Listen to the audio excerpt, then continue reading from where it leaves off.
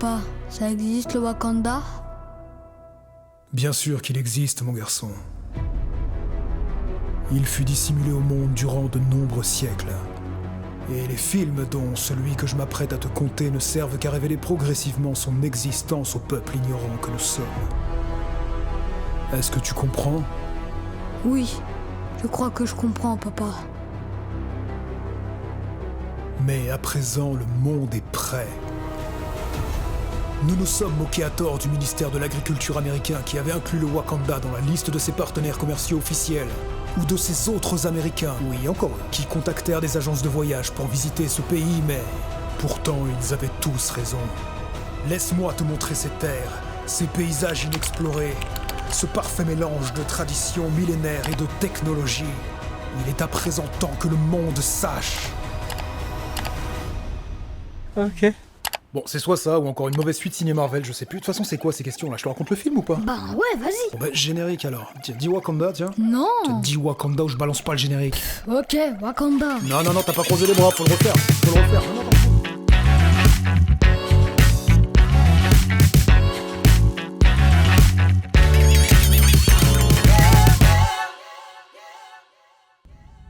Ton frère n'est plus. Il est auprès des ancêtres, Shuri.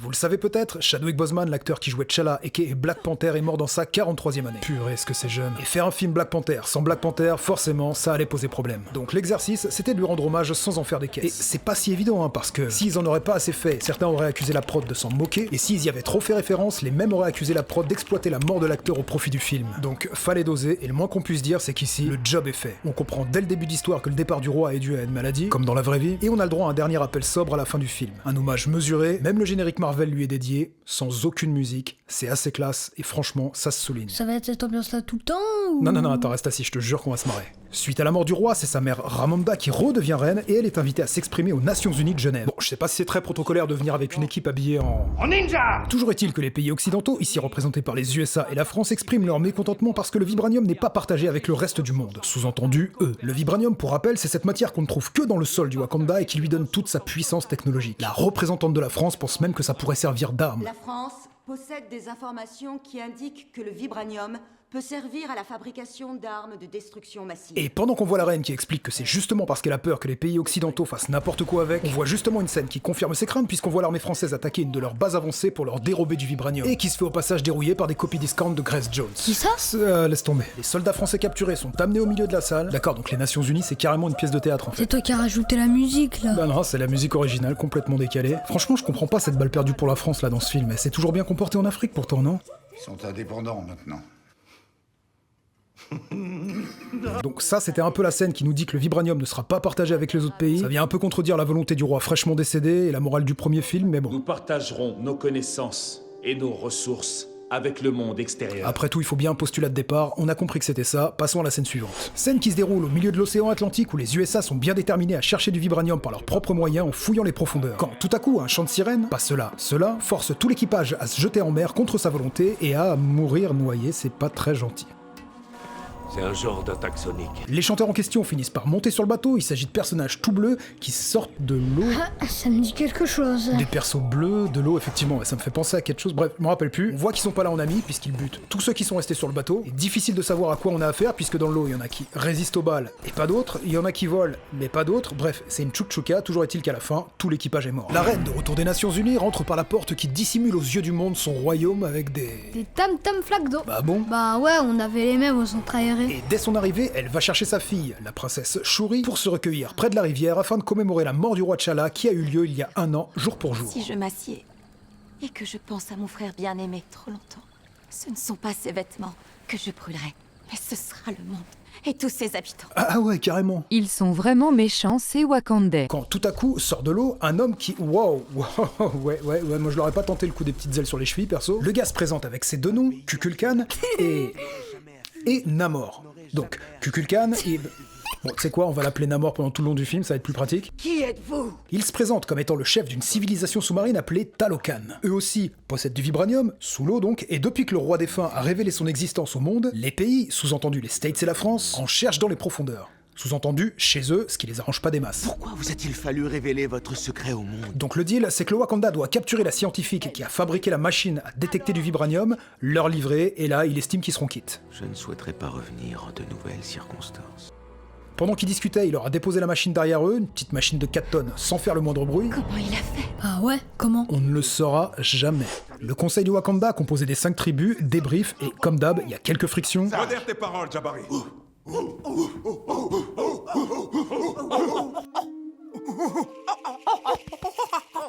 Non, pardon, mais c'est un peu raciste là, non? Ne sachant pas vraiment à qui ils ont affaire, ils finissent par accepter de ramener la scientifique au Wakanda. Faites-le. Jamais nous n'avons affronté un ennemi qui a accès à du vibranium comme nous. Et celle qui va s'en charger, c'est la générale de l'armée royale, Okoye, ici jouée par Michonne de Walking Dead. Ah, c'est marrant. Elle demande à emmener la princesse avec elle pour lui changer les idées parce que depuis la mort de son frère, elle reste enfermée dans son labo. La reine, un peu réticente au début, finit par accepter. C'est un détail qui va compter plus tard. Quand est-ce qu'on part? Donc direction Alexandria en Virginie, et c'est drôle parce que Alexandria c'est justement la ville où il y avait le camp fortifié de Michonne dans Walking Dead. Ah, c'est marrant. Sur place, il découvre que la scientifique en question, c'est une étudiante de 19 ans qui se fait du fric en faisant les devoirs de ses potes. Ouais, c'est elle qui est à l'origine d'une invention d'une machine à détecter une matière qu'elle a jamais eu entre les mains et qui est utilisée par la CIA. Ça va, c'est crédible ou pas? Donc l'idée c'est de la ramener, de gré ou de force, au Wakanda pour la livrer à Namor. Donc, comme on pouvait s'en douter au début, elle est pas chaude de ouf. Tu peux venir au Wakanda, consciente ou inconsciente. Et vous avez conscience de ressembler à un zombie? C'est marrant parce que c'est Michonne qui joue dans Walking Dead, une série de zombies. Ah, c'est marrant. La gamine finit par accepter, elle les emmène dans son entrepôt. Oui, elle a un entrepôt grand comme 2 stades de foot où elle fabrique des trucs. Je rappelle qu'elle finance tout ça en faisant les devoirs de ses camarades de classe. Et pile à ce moment-là, pas avant, pas après, ils sont encerclés par le FBI puisque les USA ont besoin d'une autre machine à détecter du vibranium. Général Okoye, princesse Flori, sortez les mains en l'air. Donc là, plus le choix, ils doivent s'échapper et ça tombe plutôt bien parce qu'ils sont 3 et dans l'entrepôt il y a la voiture de Starsky et Hutch. De quoi? Laisse tomber. Une motocross. Et... Oh merde, elle porte l'armure d'Iron Man. Et ouais, une armure d'Iron Man s'il te plaît, qu'elle a fabriquée toute seule avec ses petites mains. Ça va, c'est toujours crédible ou pas? Donc on a le droit à une course-poursuite millimétrée dans un Boston désert comme dans Walking Dead. Ah, c'est bon, marrant. c'est bon là. L'étudiante dans sa combi d'Iron Man explose un drone qui les pistait à 10 km de hauteur. Et visiblement les vents étaient de leur côté puisque l'épave tombe pile sur une patrouille qui voulait leur barrer la route. Tuant au passage tous les policiers, BLM est passé par là, décidément. Ils sont vraiment méchants, c'est Wakandais. Et juste quand ils pensent les avoir semés sur le pont de Harvard à Boston... Ah, les orques et les baleines de Boston. Une rivière d'eau douce très très connue pour ses cétacés, je vous le conseille. Et revoilà donc nos personnages bleus qui maîtrisent le pouvoir de l'eau. Mais ça me dit trop quelque chose. Et grave, moi aussi. En plus, ça serait un bon concept, non? S'il pouvait y avoir un film avec des personnages tout bleus qui maîtrisent le pouvoir de l'eau. Enfin, tu sais, un truc qui emprunterait cette voix, quoi. La voix de l'eau. Essayez de vous approcher. Là, tout le monde est KO, sauf Okoye qui se relève et qui est prête à en découdre. Au passage, on est à Boston, une mégalopole américaine. Quelques voitures pour faire de la figure, ça aurait pas été trop. Là, on sent que la prod a bloqué tout le pont pour tourner la scène, ça fait une petite sensation de vide, ça gâche un peu les plans, mais bon. La princesse arrive à calmer le jeu et demande à voir le chef Namor. Ils acceptent et embarquent la princesse et la scientifique sous l'eau grâce à un FFP2 qui leur permet de respirer. Au petit matin, au même endroit, débarque notre agent de la CIA du premier opus qui collabore secrètement avec le Wakanda. Ross, je fais partie de l'agence. Vous avez des témoins? Aucun. Tu m'étonnes, s'ils mettent aucun figurant, c'est clair qu'il va pas y avoir des masses de témoins. La mèche violette là, avec le collier de Mr. T et la démarche de Mr. T, c'est la directrice de la CIA. Elle pense, comme à peu près tout le monde, que c'est le Wakanda qui est derrière tout ça. Michonne, de retour du Wakanda, explique ce qui s'est passé. Ils étaient bleus. Ils avaient une force surhumaine. Et ils sont sortis des flots en chevauchant des baleines. Camoulox. Et elle demande la permission immédiate de repartir pour libérer la princesse. Mais au lieu de ça, la reine lui retire son titre de général parce qu'elle la tient pour responsable de la disparition de sa fille. Tu te rappelles, à la base, elle voulait pas qu'elle vienne. La reine interroge donc Griot au sujet de l'enlèvement de sa fille, la princesse Shuri. Griot, c'est l'intelligence artificielle personnelle de sa fille. Il lui apprend que les kidnappeurs parlaient le maya du Yucatan. Ni une ni deux, la reine file en Haïti demander de l'aide à Nakia, qui s'est réfugiée là-bas depuis 6 ans. Nakia, c'est l'ex-compagne de son défunt fils, T'Challa, alias Black Panther, alias l'ancien roi, ça va, tu suis toujours? Bah ouais, mais c'est pas logique ça. Je suis d'accord avec toi, la reine Okoye a banni son bras armé dévoué pour demander de l'aide à quelqu'un qui a abandonné le Wakanda depuis 6 ans. Quoi qu'il en soit, elle accepte, elle part à la chasse aux infos au Mexique, mais les habitants prennent peur lorsqu'elle évoque le personnage de Namor. En gros, c'est une vieille légende locale à laquelle croient encore beaucoup les anciens. Et pendant qu'elle continue d'essayer de localiser la princesse, on voit que cette dernière, ainsi que la jeune scientifique, mi-prisonnière, mi-invitée diplomatique, a été emmenée vers une grotte sous-marine où elle s'entretient avec Namor. Et ça se passe plutôt pas mal, c'est cordial, ils acceptent même que ce soit la première étrangère de la surface à visiter Talokan, sa civilisation sous-marine. Vous ne pouvez pas y aller vêtu ainsi. La pression de l'océan réduirait en pièces le moindre de vos os. Il vous faut juste une combinaison. Nous en avons plusieurs, venez. C'est la première fois qu'il est avec quelqu'un de la surface. Bah ouais, c'est ce qu'il dit, ouais. Et ils ont des combis sous-marines. Ah ouais, j'avoue, pas logique. Et avec de la batterie. Et sur place, avec la mise en scène, la musique, on voit qu'ils ont essayé de faire quelque chose qui donne envie. Hein. Mais bon, ça reste pas angoissant, sérieux. L'obscurité, les profondeurs. En plus, moi j'ai les doigts qui frippent au bout de 20 minutes sous l'eau. Franchement, ça fait pas rêver, quoi. Je sais que vous souhaitez me convaincre d'épargner la vie de la scientifique. Et puis on l'entend vachement bien pour quelqu'un qui parle solo là, non? C'est clair. Pendant les pourparlers, la princesse demande une chose, c'est d'épargner la scientifique. Elle propose de l'emmener à Wakanda où ils veilleront sur elle, mais Namor révèle ses intentions beaucoup plus larges en racontant son passé. Il ne s'agit plus seulement de la scientifique. Pour simplifier, il y a 5 siècles, oui parce que Namor a 500 ans, franchement, à part une petite ride du lion, il les fait pas, je trouve. Dans leur légende locale, ils parlent d'un jour où les peuples de la surface essaieraient de les trouver et que ce jour-là, il faudrait entrer en guerre. Pour eux, aucun doute, ce jour est arrivé. Et cette machine est le signe que ce jour est venu. Ils demandent donc une alliance avec le Wakanda pour terrasser les peuples de la surface, c'est-à-dire Alors, nous. Votre plan, c'est de répandre la guerre dans l'ensemble du monde. Ça y est, Nakia a repéré le signal de Shuri grâce à ses boucles d'oreilles en vibranium, et le plan c'est que la reine s'occupe de distraire Namor à la surface pendant qu'elle libère Shuri et la scientifique. Le plan fonctionne, mais pour ça elle a été obligée de tuer 2 gardiennes, ce qui équivaut à une déclaration de guerre. Ce sera la guerre si jamais elle meurt. Il faut qu'on s'en aille tout de suite. Donc là on sent clairement que ça va partir en cacahuète. Namor et son peuple en pleine crise de parano pensent à leur plus grande crainte, à savoir que leur existence et leur localisation soient révélées au monde. Pour éviter ça, ils se préparent à attaquer, et comme tout bon dictateur, on a le droit à un grand discours avant d'entrer en guerre. Ah oui tiens, je t'ai pas montré, le signe de Wakanda, tu le connais, c'est ça? Et ben pour Talokan, c'est ça. Et leur cri de guerre, c'est debout Talokan. Ouais, non mais là j'avoue dans leur langue, ça rend pas pareil. Après la libération, ils rentrent tous au Wakanda et préparent leur défense en perspective d'une attaque parce que effectivement, ça tarde pas. Donc au début, ça commence avec un petit dégât des eaux, rien de méchant, et sans transition. On est attaqué. Donc les côtes du Wakanda sont inondées, ils leur refont le coup des chants de sirènes qui forcent les ennemis à se jeter en mer. L'unité de secours souffre d'une forme d'hypnose sonique. Et les pauvres Wakandais ont beau se battre comme des lions ou des gorilles, non, ça vient peut-être de moi, mais c'est raciste là, non? Bref, dans tous les cas, ils se font clairement dominer. Juste Namor tout seul est déjà beaucoup trop fort pour eux, et en guise de représailles, il s'en prend directement au palais. La jeune scientifique survit, mais pas la reine qui meurt noyée. Te voilà reine à présent. C'est vraiment triste pour la reine. Mais pour son jeu d'actrice, pouah, ce soulagement! Le Wakanda, désormais vulnérable, déménage tout entier, et quand je dis tout entier, c'est bâtiment inclus, mais pourquoi se faire chier avec des valises? Direction les terres glaciales de la tribu de Jabari. Comment ils doivent bien se geler les coudes. Oh, t'as failli dire un gros mot. Non, je parle bien des coudes, regarde. Ils ont de la fourrure partout, sauf aux coudes. Ça n'a pas de sens, ils doivent se les geler, non? Vous n'êtes que des visiteurs. Rien qu'un tas de bons à rien. Je ne sais même pas ce que je peux faire de vous. Ils sont vraiment méchants, ces Wakandais. Seuls sont restés au labo la princesse et la scientifique qui s'attellent à chercher le point faible de Namor. Peut-être que si on trouvait un moyen de le déshydrater, il serait pas aussi fort. Oui, tu es génial. Donc ils vont tout miser sur une supposition là? Bah là on parle mais on est déjà à 2 heures de film, donc t'imagines bien qu'ils ont visé juste, hein, sinon on est reparti pour 1 heure. Pour résumer, ils pensent que c'est l'eau de mer à la surface de sa peau qui lui donne sa force, et l'idée c'est de le piéger dans un vaisseau pour le déshydrater. Pendant ce temps, l'étudiante se met au travail pour nous pondre une autre armure d'Iron Man. Tu avais quel âge quand tu as construit ta première machine? 3 ans.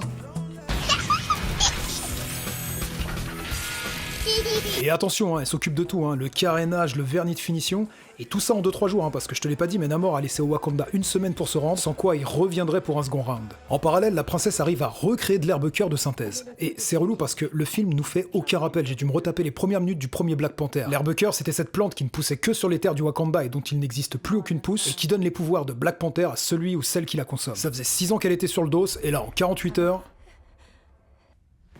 Bon, tu me diras, il était peut-être un peu de temps de s'y mettre, c'est un peu le titre du film et on est bientôt à la fin. Donc voilà, c'est officiel, c'est la nouvelle Black Panther. Le conseil du Wakanda se réunit à nouveau dans la grotte des tribus de Jabari. Ah, pardon, mais c'est peut-être moi, mais les 2 gorilles là, c'est raciste, non? Donc le but c'est d'attaquer avant que le délai d'1 semaine n'expire. Mais le roi de Jabari là, on va dire qu'il est un peu plus prudent depuis la dernière fois. Tu m'étonnes, regarde ce qui s'est pris pendant l'attaque.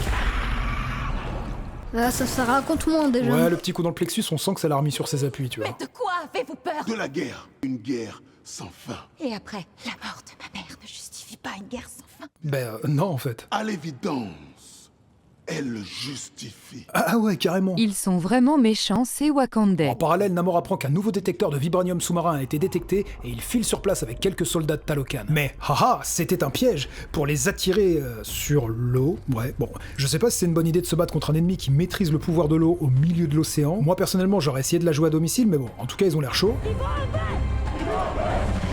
Bah non, ils vont pas en paix, ils vont en guerre justement, j'ai raté quelque chose ou quoi? Ah, très drôle. Donc la grosse baston chorégraphiée, on voit l'étudiante qui a finalisé son armure d'Iron Man, je rappelle tout ça en moins d'1 semaine, hein. Mais malgré tout rien à faire, une fois encore le Wakanda se fait soulever.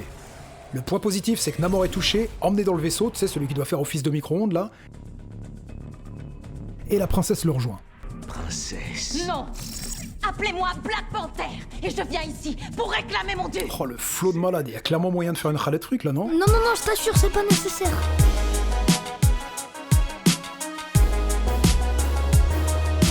Non. Appelez-moi Black Panther et je viens ici pour réclamer mon dû. Bon allez, stop, on arrête là, c'est tout pourri. Oh, comment j'osais pas te le dire. Pendant ce temps, la bataille continue, et malgré une petite remontada des Wakandans, nos avatars d'AliExpress parviennent à renverser le bateau. Ça sent de plus en plus le roussi pour le Wakanda, mais le vaisseau qui contient Namor, déshydraté et donc ultra faible, ainsi que la princesse, s'écrase sur une côte. On a le droit à une bataille de super-héros assez classique mais assez esthétique, et là, j'avoue, je m'y attendais pas. Mais bon, comme dans un vieux Rocky, tu sais, quand t'es au fond, genre énergie du désespoir, elle reprend le dessus en mode l'œil du tigre. L'œil de panthère, tu veux dire? Non, l'œil du tigre, c'est un vieux film. Bon, laisse tomber. Wakanda pour toujours. J'ai dû me repasser la scène 3 fois pour comprendre comment elle avait fait exploser un morceau d'épave du vaisseau, j'ai toujours pas de réponse. Donc Namor, là, il est plus déshydraté, il est carrément rôti. Bref, elle reprend le dessus, et au moment de le finir... Soumets-toi. Et le Wakanda protégera tes océans. Non mais ça c'est le truc qui arrive que dans les films. Faut toujours tuer ceux qui ont essayé de te tuer, c'est une règle universelle en fait. Donc, ça sonne la fin de la guerre.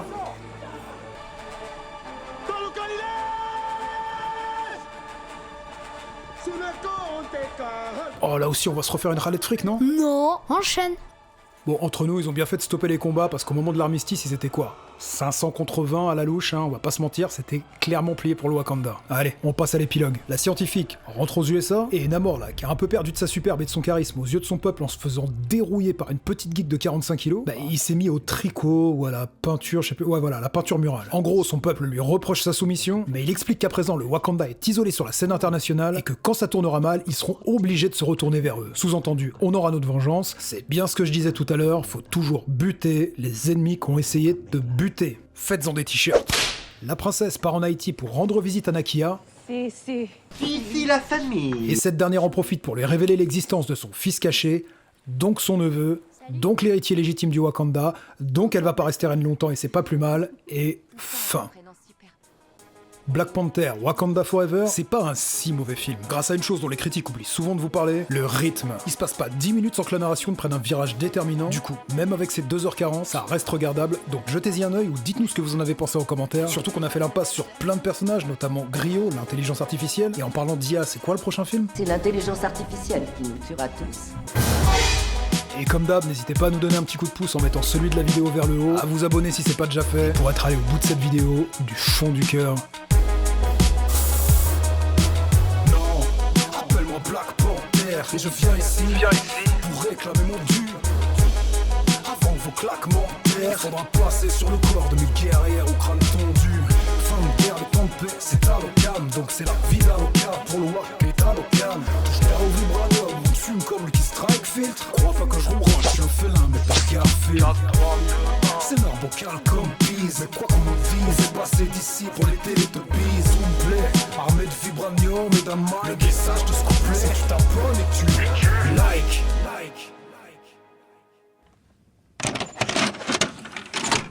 Alors? Ouais, pas encore ça. Sérieux? Ça sonne trop années 2000. T'es dur là. Et puis c'est quoi ces vieilles refs là? C'est qui Grace Jones? Et puis Starsky Hutch?